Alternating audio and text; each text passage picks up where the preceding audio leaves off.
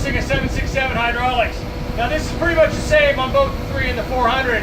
Come on, let me give you a little show.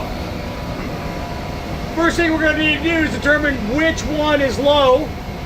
Okay, there we have the right side. There we see the center. And there we see the left. Oh, they all look full, so I guess we're done, right? Alright.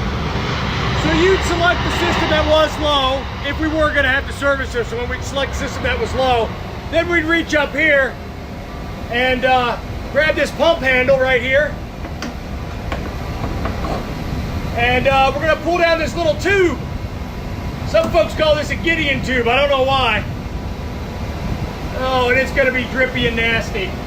All right, we're going to take that tube and we're going to dip that into our bucket of Skydroll. Okay, so that's going to go in our bucket of Skydroll. I'm going to go ahead and put it up here so it doesn't drip anymore on me.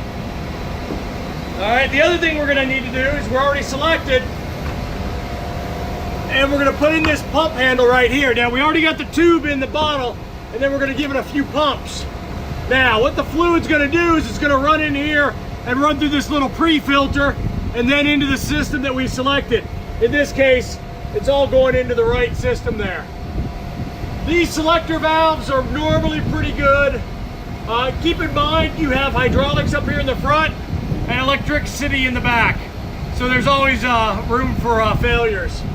Gauges typically work pretty well too. Now, if you're in a major city, you're not going to need this pump handle or that drip tube. You're going to be able to slide back here and grab this quick disconnect.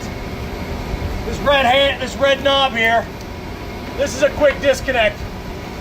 And you're going to be able to connect your chunka pot right there and pump it full of Skydroll. Your servicing pod, excuse me.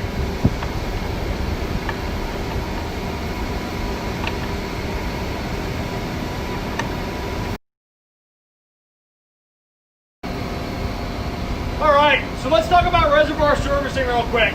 Typically when we service this reservoir, we're not going to have to do anything. We're simply going to turn on the body duct for our bleeds off the APU, or turn on our packs, and it's going to automatically pressurize each reservoir to its what it's set to.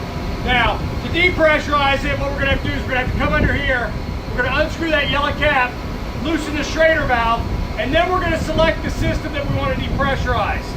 They're labeled here, left, center, and right. This is open, this is open. You grab that lever right there, and you bleed out all the head pressure. As long as you leave that lever out, it will not build. However, if somebody turns on pneumatics, then it will start building again, okay? So if you're working on hydraulics, it's a good idea to flip this and your reservoir isolation valve next to your reservoir that I showed you up in the pylon and behind the center system reservoir.